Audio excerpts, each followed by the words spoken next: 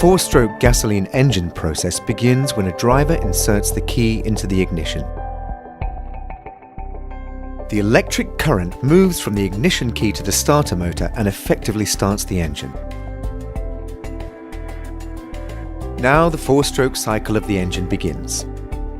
The oil is pumped from the sump to the oil filter, where it is divided into 3 lubricating paths. One line feeds the bottom end of the engine, another line goes to the top end of the engine, and the last line goes into the turbo.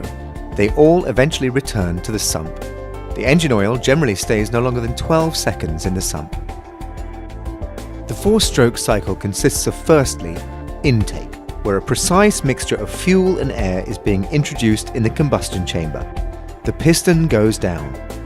Secondly, compression. The piston moves up and compresses the gaseous mix. Thirdly, combustion. The mixture is being ignited thanks to the spark plug. The piston is going down. And finally, the exhaust stroke. The piston goes up and the gases are being expelled from the chamber. The up and down movement of the piston results in the crankshaft being in motion.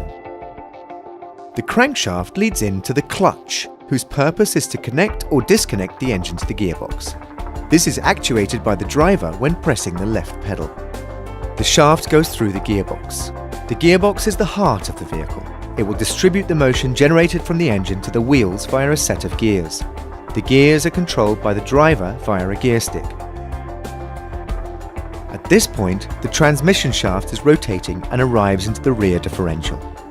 The differential then splits the rotating force, we call it torque, into 2 directions for both rear wheels.